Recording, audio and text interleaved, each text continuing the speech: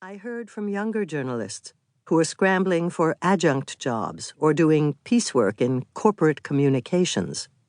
But I determined to carry on writing about the subjects that gripped me, especially poverty and inequality, even if I had to finance my efforts entirely on my own.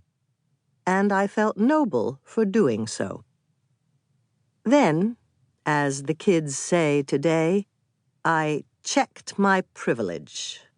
I realized that there was something wrong with an arrangement whereby a relatively affluent person, such as I had become, could afford to write about minimum wage jobs, squirrels as an urban food source, or the penalties for sleeping in parks, while the people who were actually experiencing these sorts of things, or were in danger of experiencing them, could not.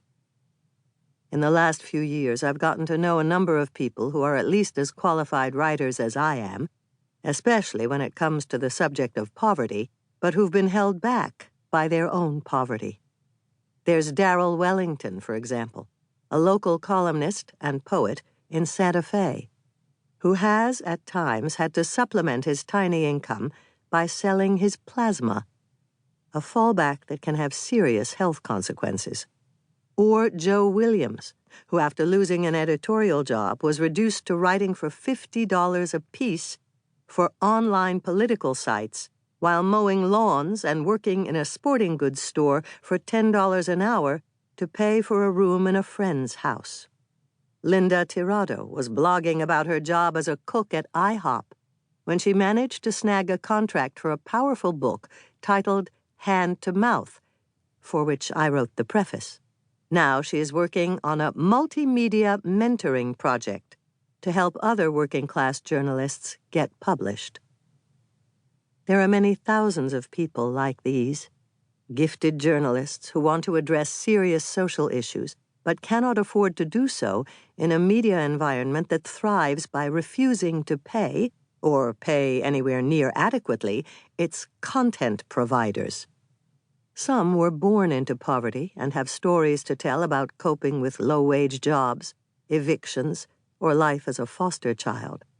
Others inhabit the once proud urban creative class, which now finds itself priced out of its traditional neighborhoods, like Park Slope or LA's Echo Park, scrambling for health insurance and childcare, sleeping on other people's couches. They want to write, or do photography, or make documentaries. They have a lot to say, but it's beginning to make more sense to apply for work as a cashier or a fry cook. This is the real face of journalism today. Not million-dollar-a-year anchor persons, but low-wage workers and downwardly spiraling professionals who can't muster up expenses to even start on the articles, photo essays, and videos they want to do, much less find an outlet to cover the costs of doing them. You can't, as I learned from Darrell Wellington, hop on a plane to cover a police shooting in your hometown if you don't have a credit card. This impoverishment of journalists impoverishes journalism.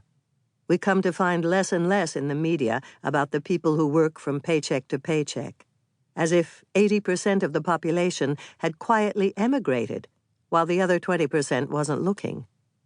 Media outlets traditionally neglected stories about the downtrodden because they don't sit well on the same page with advertisements for diamonds and luxury homes.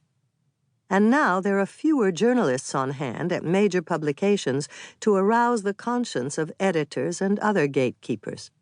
Coverage of poverty accounts for less than 1% of American news. Or, as former Times columnist Bob Herbert has put it, "We don't have coverage of poverty in this country. If there is a story about poor people in the New York Times or in the Washington Post, that's the exception that proves the rule. We do not cover poverty. We do not cover the poor."